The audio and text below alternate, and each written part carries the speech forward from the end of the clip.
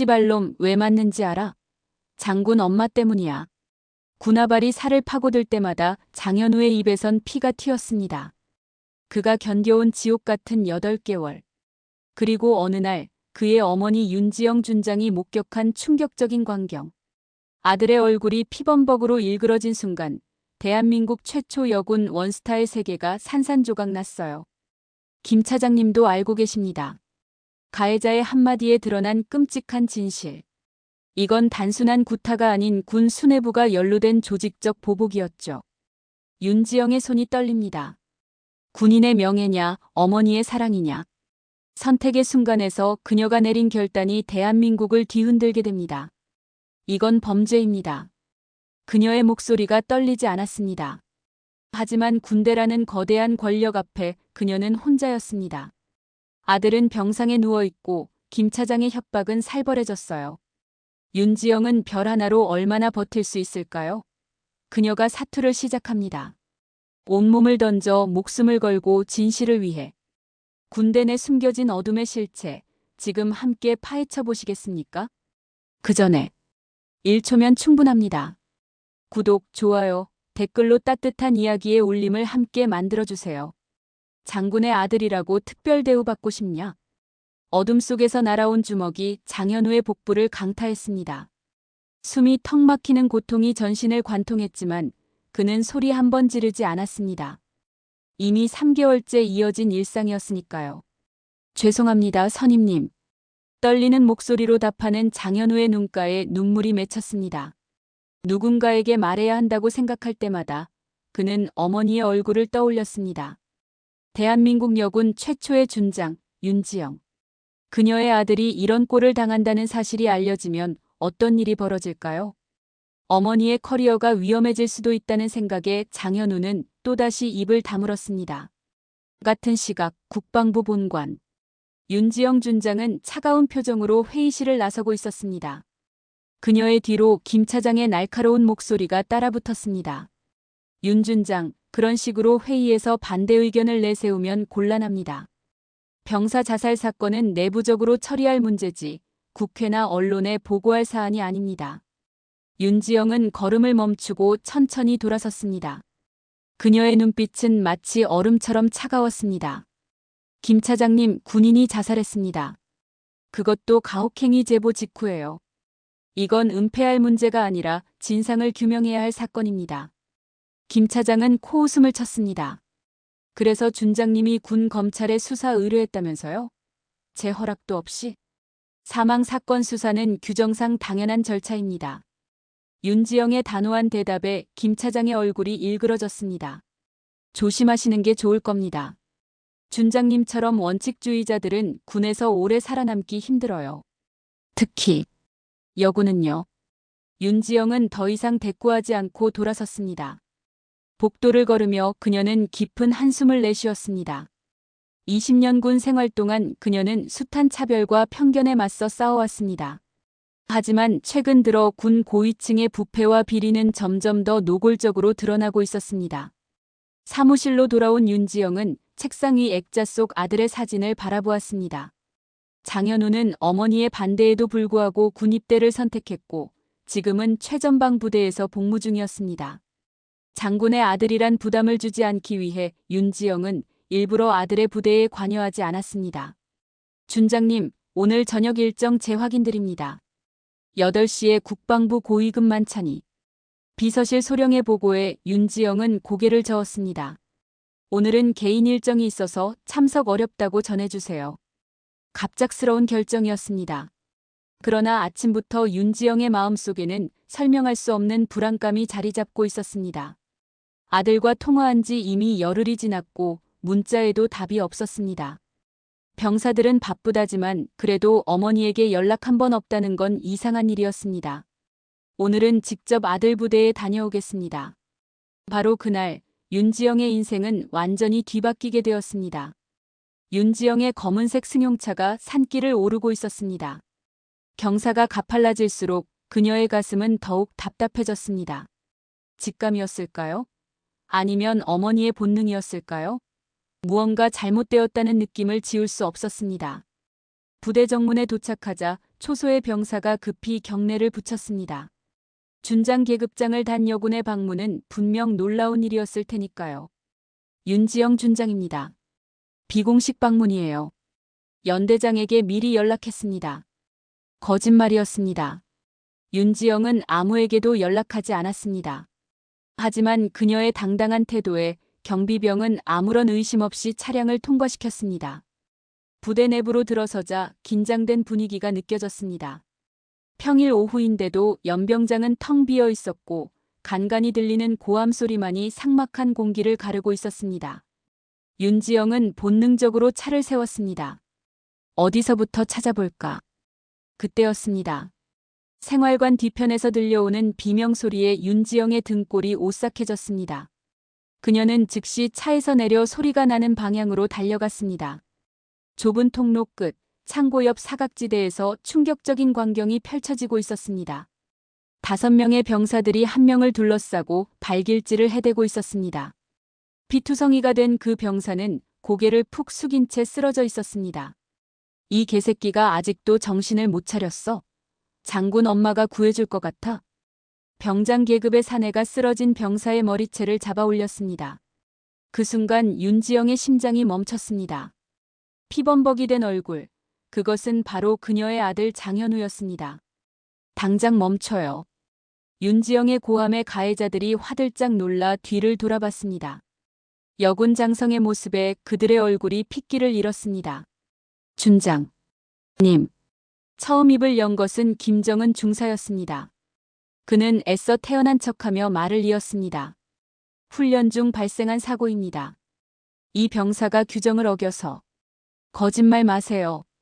윤지영의 날카로운 목소리가 그의 말을 자르고 공기를 찢었습니다. 그녀는 천천히 하지만 위협적인 걸음으로 가해자들에게 다가갔습니다. 지금 당장 모두의 인적사항을 말하세요. 그리고 헌병대에 신고하겠습니다. 김정은 중사의 얼굴에 교활한 미소가 번졌습니다. 준장님 진정하십시오. 이건 단순한 군기 교육입니다. 게다가 이 병사는 준장님 아들 아닙니까? 공과 사를 구분 못하시면. 윤지영은 더 이상 말을 듣지 않았습니다. 그녀는 쓰러진 아들에게 달려가 조심스럽게 안아 일으켰습니다. 장현우의 몸은 너무나 가벼웠고 그의 얼굴은 알아볼 수 없을 정도로 부어 있었습니다. 어머니. 장현우의 희미한 목소리에 윤지영의 눈에서 뜨거운 눈물이 흘러내렸습니다. 그녀는 몸을 떨며 전화를 꺼내 구급대를 불렀습니다. 그리고 다시 가해자들을 향해 돌아섰습니다. 너희들은 전원 구속이다. 헌병대가 올 때까지 누구도 이 자리를 떠나지 마. 그러나 김정은 중사는 여전히 태어났습니다. 오히려 비웃는 듯한 표정이었죠. 준장님 진정하시죠. 이 일은 연대장님도 알고 계십니다. 그리고 김 차장님도요. 그 말에 윤지영의 얼굴이 창백해졌습니다. 그제야 그녀는 이 사건이 단순한 가혹행위가 아니라는 것을 깨달았습니다. 이것은 김 차장을 비롯한 고위층의 묵인, 안희지 하에 벌어진 조직적인 괴롭힘이었습니다. 그리고 그 대상은 다름 아닌 그녀의 아들이었습니다. 군병원 응급실은 분주했습니다. 의료진은 장현우의 상태를 확인하느라 바빴고 윤지영은 대기실 의자에 굳게 앉아 있었습니다. 그녀의 군복은 아들의 피로 얼룩져 있었습니다. 하지만 그녀의 눈빛은 더 이상 슬픔이 아닌 차가운 분노로 가득 차 있었습니다. 준장님. 고개를 들자 박대령이 서 있었습니다. 윤지영의 오랜 동료이자 몇 안 되는 친구였죠. 그는 급히 병원으로 달려온 모양이었습니다. 현우는 어떻습니까? 다발성 타박상, 갈비뼈 세대골절, 뇌진탕. 의사는 생명에는 지장 없다고 하지만 윤지영의 목소리가 떨렸습니다. 박대령은 무거운 한숨을 내쉬었습니다. 헌병대 수사 시작됐습니까? 윤지영은 고개를 끄덕였습니다. 시작됐지만 제대로 진행될지 의문이에요. 김정은 중사의 말로는 김 차장이 이 일에 개입되어 있다는데. 말을 마치기도 전에 병원 복도에서 소란이 들렸습니다. 격앙된 목소리가 점점 가까워졌습니다. 어디 계십니까? 윤 준장님. 회색 양복을 입은 김 차장이 대기실로 성큼성큼 걸어 들어왔습니다. 그의 얼굴은 분노로 일그러져 있었습니다. 준장님, 무슨 생각으로 이런 소동을 벌이십니까? 헌병대의 수사 의뢰라니요? 이건 단순한 군기 위반 사건입니다. 윤지영은 천천히 일어섰습니다. 윤지영은 김 차장을 똑바로 바라보며 말했습니다. 김 차장님, 이건 단순한 군기 위반이 아닙니다. 고의적인 폭행이고 명백한 범죄 행위입니다. 그리고 제 아들이라는 이유로 문제를 축소하려는 것은 또 다른 범죄가 될 수 있습니다. 김 차장은 비웃음을 터뜨렸습니다. 법적으로 접근하시겠다? 그러시죠. 하지만 해결되는 것은 아무것도 없을 겁니다. 군 내부 문제를 외부로 끌고 나가면 준장님도 아시다시피 군 조직 전체가 타격을 입습니다. 그걸 원하십니까? 윤지영은 담담하게 대답했습니다. 군 조직을 살리는 길은 진실을 외면하는 것이 아니라 직면하는 것입니다. 이 사건은 철저히 수사될 것이고 책임자는 반드시 처벌받을 겁니다. 김 차장은 더 이상 말을 잇지 못했습니다. 대신 그는 위협적인 눈빛으로 윤지영을 노려보았습니다. 훗, 준장님 경력에 큰 오점이 될 텐데. 그래도 괜찮겠습니까? 제 경력보다 중요한 것이 있습니다. 바로 정의죠. 윤지영의 단호한 대답에 김 차장은 더 이상 할 말을 찾지 못하고 자리를 떠났습니다. 그의 뒷모습을 바라보며 윤지영은 이번 싸움이 결코 쉽지 않을 것임을 직감했습니다. 제사장 마이너스 실현과 동맹. 장현우의 상태는 며칠이 지나자 조금씩 호전되었습니다. 뇌진탕 증세는 남아 있었지만 의식은 완전히 돌아왔고 대화도 가능해졌습니다. 윤지영은 병실을 떠나지 않고 아들 곁을 지켰습니다. 군복이 아닌 평상복 차림이었지만 그녀의 눈빛에는 여전히 강인함이 담겨 있었습니다. 어머니, 이러시면 안 돼요. 그냥 넘어가시는 게. 병상에 누운 장현우의 첫마디에 윤지영의 가슴이 조여들었습니다. 그녀의 아들은 지금 가해자들을 걱정하고 있었습니다. 아니, 어쩌면 어머니의 입지를 걱정하는 것인지도 모르겠습니다. 병원 침대에 누운 장현우는 며칠 만에 의식을 완전히 되찾았습니다. 뇌진탕과 갈비뼈 세대가 부러졌다는 진단이 나왔죠. 윤지영은 아들의 손을 꼭 잡고 있었습니다. 군복이 아닌 평상복 차림이었지만 그녀의 눈빛에는 여전히 강인함이 담겨 있었습니다. 어머니, 이러시면 안 돼요. 그냥 넘어가시는 게. 장현우의 첫마디에 윤지영의 가슴이 조여들었습니다. 그녀의 아들은 지금 가해자들을 걱정하고 있었습니다. 아니, 어쩌면 어머니의 입지를 걱정하는 것인지도 모르겠습니다. 어머니, 이런 식으로 대응하시면 나중에 더 큰 압박이 올 거예요. 저는 괜찮으니까. 윤지영의 물음에 장현우는 한참을 침묵했습니다. 그러다 천천히 입을 열었죠. 입대한 지 한 달 후부터요. 처음에는 장난처럼 시작했는데 점점 심해졌어요. 장군 아들이라고 대단한 줄 아냐면서. 윤지영은 아들의 말을 들으며 무거운 죄책감을 느꼈습니다. 자신의 위치가 오히려 아들에게 고통을 안겨준 셈이니까요. 그러나 이내 그녀의 마음은 단단하게 굳어졌습니다. 더는 침묵하지 않을 거야. 이건 너 하나의 문제가 아니라 군 전체의 문제야. 그날 밤 윤지영은 오랜 전우인 박대령과 만났습니다. 조용한 카페의 구석자리였죠. 박대령은 그녀가 요청한 내부 자료들을 가져왔습니다. 지난 3년간 병역 내 가혹행위 보고서입니다.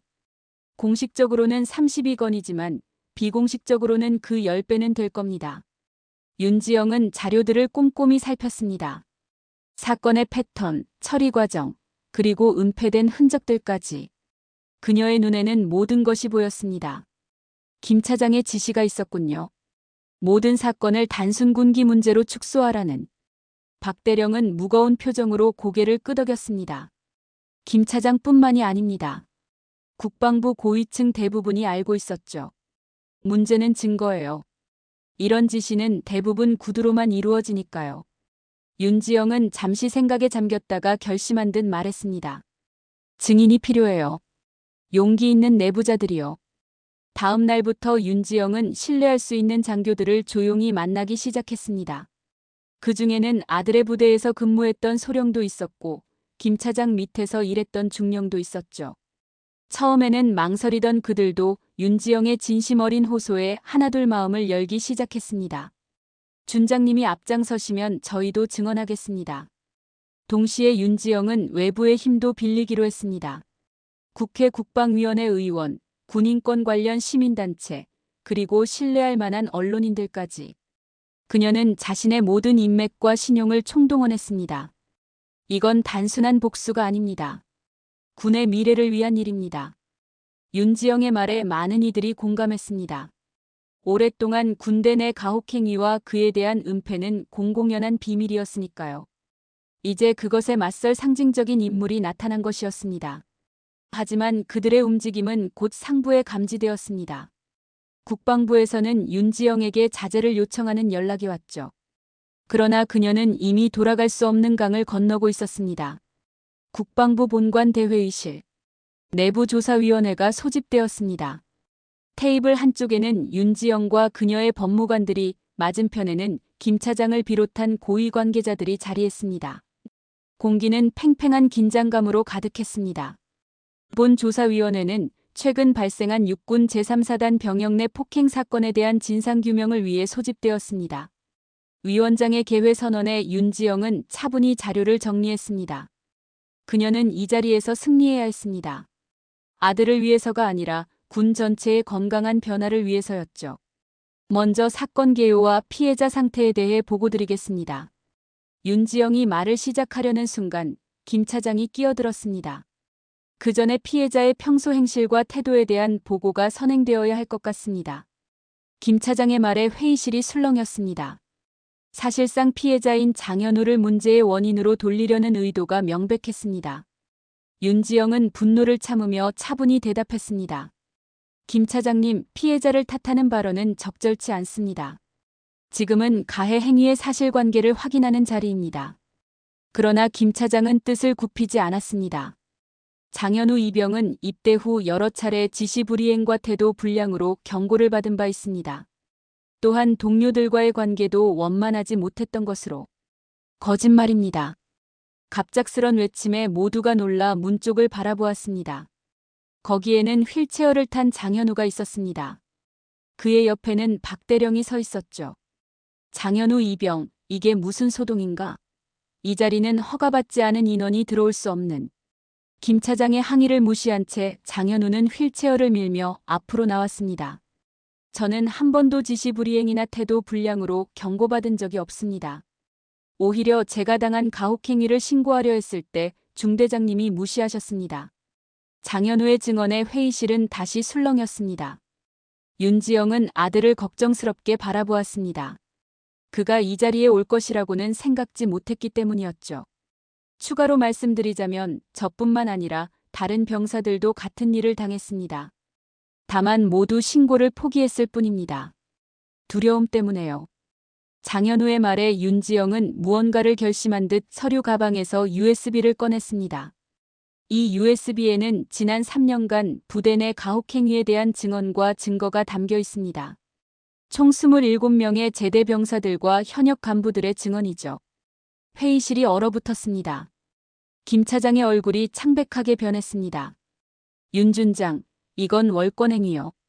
개인적으로 조사를 진행할 권한이 당신에게는 없습니다. 김 차장의 말에 윤지영은 담담히 대답했습니다. 저는 군인이기 전에 한 아이의 어머니입니다.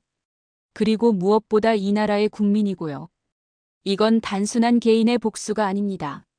우리 군이 나아가야 할 방향에 관한 문제입니다. 그 순간 장현우가 어머니의 손을 꼭 잡았습니다. 어머니, 그만하세요. 이러다 어머니까지 다치실 거예요. 장현우의 간절한 호소에 윤지영은 잠시 눈을 감았습니다.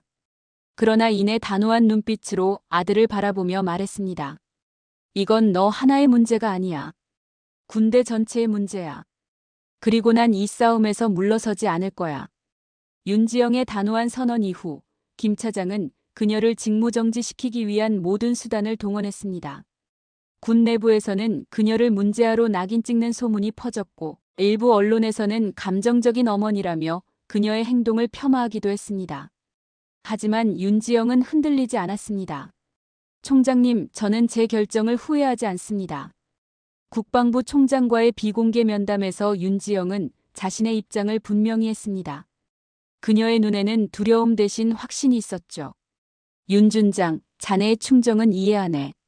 하지만 이 문제가 확대되면 군 전체의 신뢰도에 타격을 줄 수 있어. 적당한 선에서 마무리하는 게 어떻겠나? 총장의 회유에 윤지영은 고개를 저었습니다. 총장님, 진실을 감추는 것이 과연 군에 도움이 될까요? 이미 많은 젊은이들이 군을 불신하고 있습니다. 이 기회에 군의 체질을 바꿔야 합니다. 면담은 평행선을 달리다 끝났지만 윤지영은 이미 다음 수를 계획하고 있었습니다. 그녀에게는 아직 공개하지 않은 결정적인 증거가 있었으니까요. 한편 병원에서는 장현우의 회복이 더디게 진행되고 있었습니다. 신체적 상처보다 더 깊은 정신적 트라우마가 그를 괴롭히고 있었습니다. 한 번도 엄마를 원망한 적 없어요. 오히려 제가 미안해요. 엄마 경력에 흠집을 내서. 장현우의 말에 윤지영의 눈시울이 붉어졌습니다. 그녀는 아들의 손을 꼭 잡았습니다. 내 경력 따위가 중요한 게 아니야. 내가 겪은 일이 다시는 일어나지 않도록 하는 게 중요한 거야. 그날 밤 박대령이 급히 윤지영을 찾아왔습니다. 그의 표정이 심상치 않았습니다. 증거를 찾았습니다. 김 차장이 직접 지시한 증거요. 박대령이 건넨 USB에는 김 차장과 여러 부대장들 사이의 대화 녹음이 담겨 있었습니다. 녹음 내용은 충격적이었습니다. 김 차장은 병영 내 가혹행위 사건들을 은폐하고 피해자들을 회유하거나 압박하라는 지시를 내린 것이었습니다. 이게 진짜입니까? 윤지영의 질문에 박대령은 무거운 표정으로 고개를 끄덕였습니다. 녹음한 사람은 김 차장 밑에서 일하던 비서실 중령입니다. 양심의 가책을 느꼈다고 합니다. 이 증거는 게임 체인저였습니다. 이제 단순한 개별 사건이 아니라 군 고위층이 개입된 조직적 은폐 사건으로 규모가 커진 것이었습니다.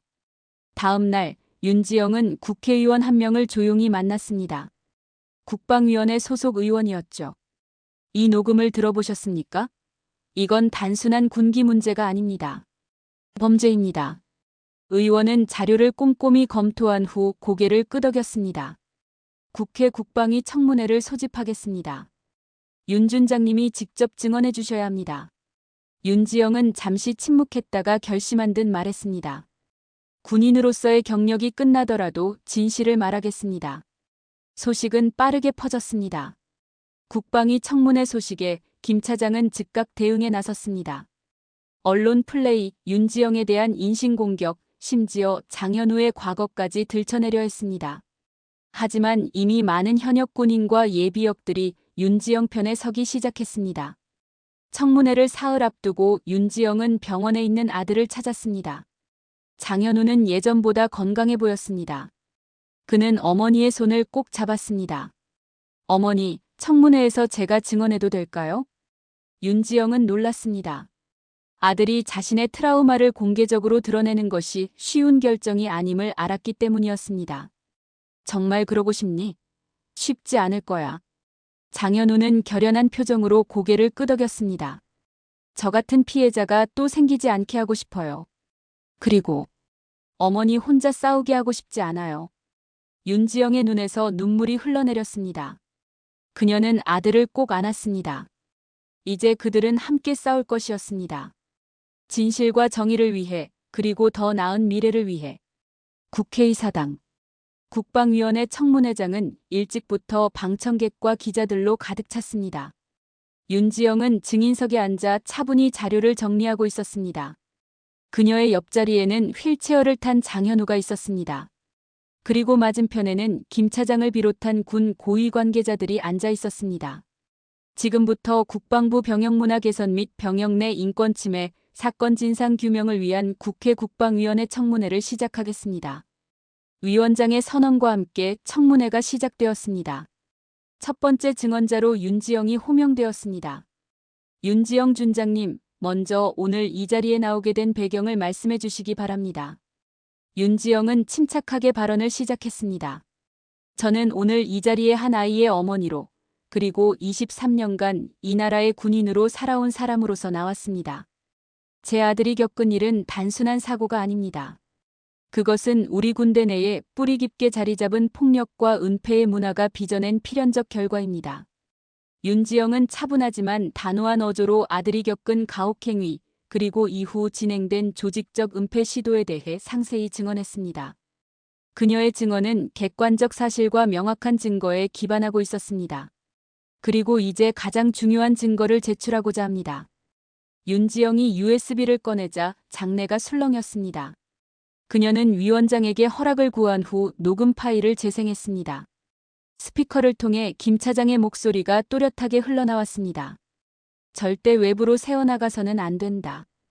가해자들 몇 명 처벌하고 피해자에게는 적당한 보상으로 입막음해. 이런 일이 계속 터지면 우리 모두 끝이야. 장내는 충격에 빠졌습니다. 김 차장의 얼굴이 창백해졌습니다. 그는 즉시 항의했습니다. 이건 조작된 녹음입니다. 법적 대응을 하겠습니다. 그러나 윤지영은 동요하지 않았습니다.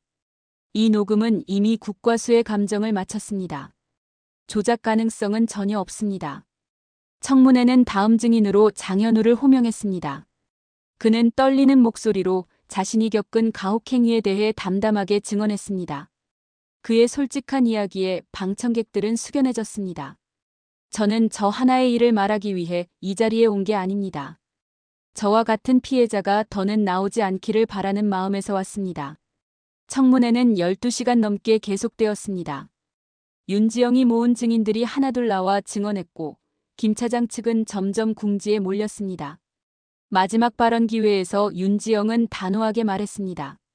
군대는 국민의 군대입니다. 우리 아이들을 맡기는 곳입니다. 그곳에서 폭력과 인권 유린이 자행되고 그것이 조직적으로 은폐된다면 우리는 무엇을 지키고 있는 것입니까? 저는 우리 군이 진정으로 변화할 수 있다고 믿습니다. 그리고 그 변화는 지금 여기서부터 시작되어야 합니다. 윤지영의 발언이 끝나자 청문회장에서는 기립박수가 터져나왔습니다. 카메라 플래시가 연신 터지는 가운데 윤지영은 아들의 휠체어를 밀며 조용히 퇴장했습니다. 청문회의 여파는 즉각적이었습니다.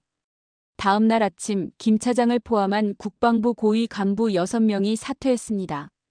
가해자들은 전원 구속되었고 관련 부대는 특별감사에 들어갔습니다.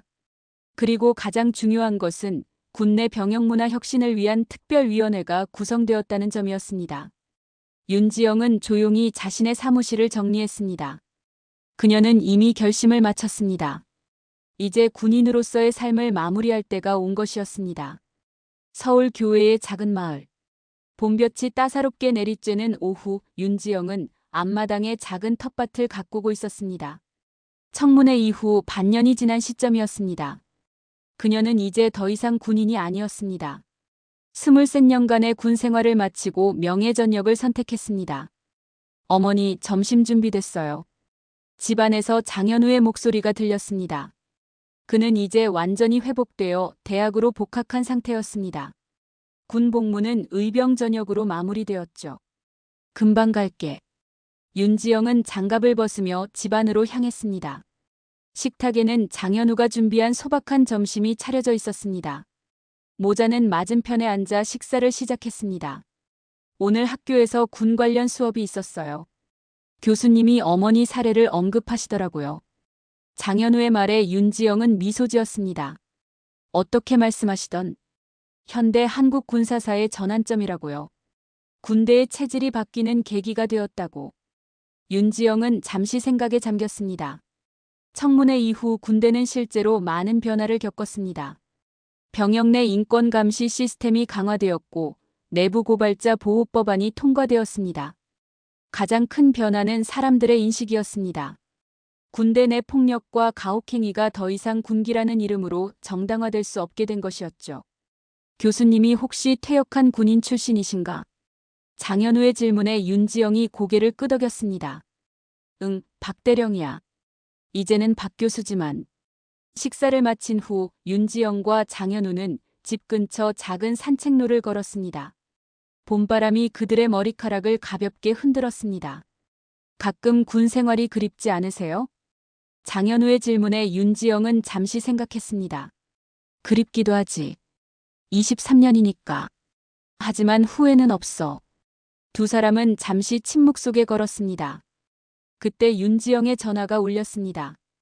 국방부 개혁위원회에서 온 전화였습니다. 군내 인권교육 프로그램 자문을 요청하는 내용이었죠. 또 제안이 들어왔구나. 장현우가 물었습니다. 윤지영은 고개를 끄덕였습니다. 자문 역할이야. 완전히 복귀하는 건 아니고. 하실 거예요? 윤지영은 잠시 생각했습니다. 그녀에게는 이제 새로운 삶이 있었습니다. 하지만 동시에 아직 군대에는 변화시켜야 할 것들이 많이 남아있다는 것도 알고 있었습니다. 해볼까 싶어. 밖에서 변화를 이끄는 것도 중요하니까. 두 사람은 다시 걷기 시작했습니다. 저 멀리 노을이 지기 시작했고 하늘에는 첫 별이 빛나기 시작했습니다. 어머니 정말 용감하셨어요. 그때 장현우의 말에 윤지영은 미소를 지었습니다. 그리고 아들의 어깨에 팔을 두르며 말했습니다. 엄마가 나라를 지킨 게 아니야. 내가 있었기에 내가 지켜야 할 나라가 무엇인지 알게 된 거야.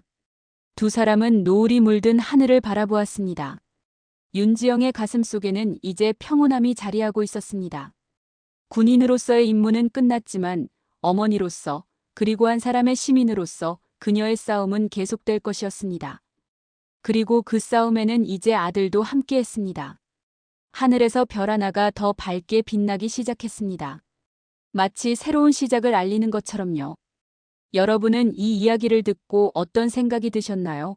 여러분의 생각을 아래 댓글에 남겨주세요. 그리고 감동적인 사연을 주변 사람들과 공유하고 함께 이야기 나눠보세요.